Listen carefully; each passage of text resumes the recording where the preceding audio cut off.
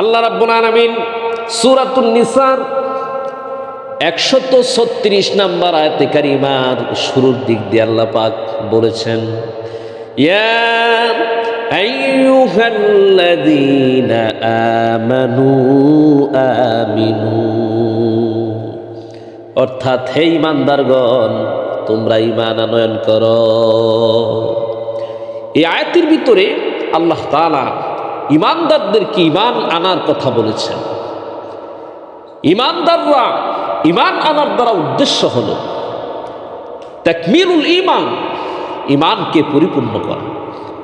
অর্থাৎ আল্লাহ তাআলা ঈমানদারদেরকে বলছেন, হে ঈমানদারগণ তোমরা তোমাদের ঈমানকে পরিপূর্ণ করো। ঈমানের অনেকগুলি শাখা প্রশাখা রয়েছে, সবগুলি শাখা প্রশাখার সমন্বয়েই হচ্ছে মুকাম্মাল ঈমান। ঈমানের কোনো একটা অংশকে যদি কেউ না মানে, কোনো একটা অংশের উপর আমল না করে, তাহলে সে মুকাম্মাল মুমিন হতে পারবে না। এই বুট এটাও একটা ঈমানের বিষয়, কারণ বুট হচ্ছে আমানত। আমি যদি সঠিক জায়গায় বুট না দেই, অপাত্রে বুট দেই, তাহলে অবশ্যই এটা আমানতের খেয়ানত হবে। আর আমানতের খেয়ানত করা এটা মুকাম্মাল মুমিন ব্যক্তির বৈশিষ্ট্য হতে পারে না। রব্বুল আলামিন স্পষ্টভাবে বলেছেন, ক্বাদ আফলাহাল মুমিনুনাল্লাযীনা হুম ফি সালাতিহিম খাশিউন।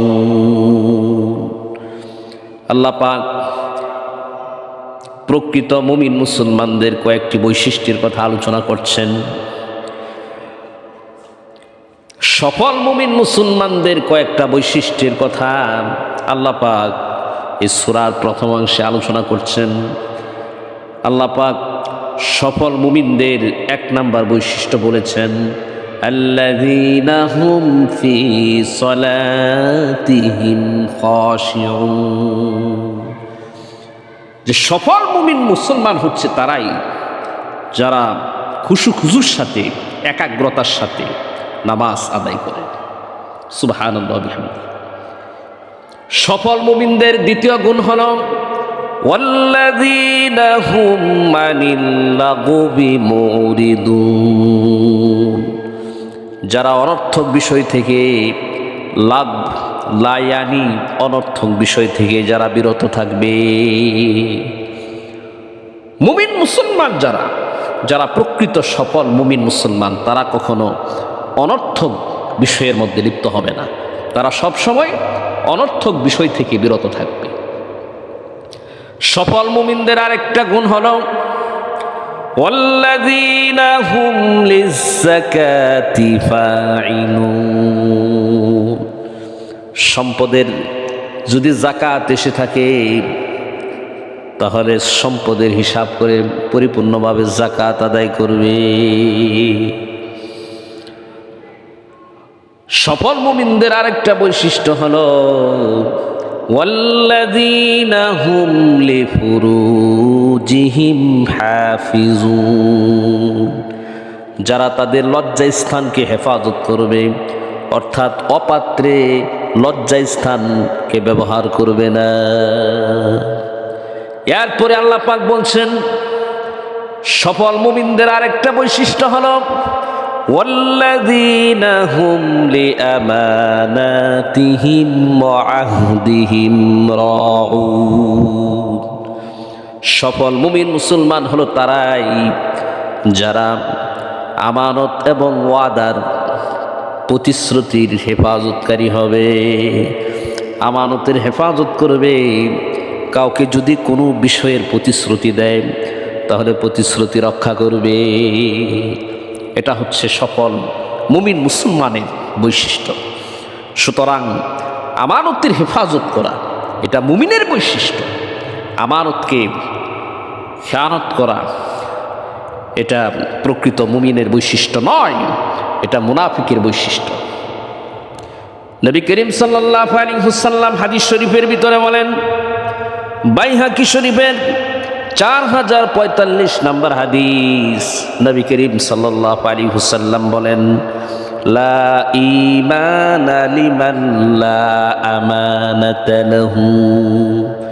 ওই ব্যক্তির ঈমান নাই যার আমানতদারিতা নাই। ওই ব্যক্তি কখনো প্রকৃত মুমিন হইতে পারে না যে ব্যক্তির ভিতরে আমানতদারিতা নাই। যে ব্যক্তি আমানতের খেয়ানত করে সে কখনো প্রকৃত মুমিন হতে পারে না। সুতরাং বুট যেহেতু একটি আমানত, এটার সঠিক ব্যবহার করা যায়। অপাত্রে অযোগ্য ব্যক্তিকে বুট দেওয়া যাবে না।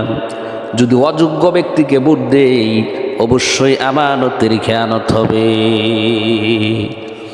এজন্য আল্লাহ রাব্বুল আলামিন পবিত্র কোরআনে কারীমের ভিতরে সূরাতুন নিসার 57, সূরাতুন নিসার 58 নম্বর আয়াতে কারিমার ভিতরে আল্লাহ তাআলা বলেন, ইন্নাল্লাহা ইয়া'মুরুকুম আন তুআদ্দুল আমানাতি ইলা আহলিহা।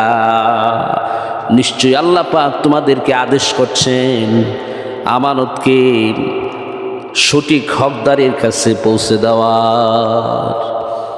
যে সঠিক হকদার, আমানতের যোগ্য যে, তার কাছে আমানত পৌঁছে দেওয়ার জন্য আল্লাহ পাক রব্বুল আলামিন আমাদেরকে আদেশ করছেন।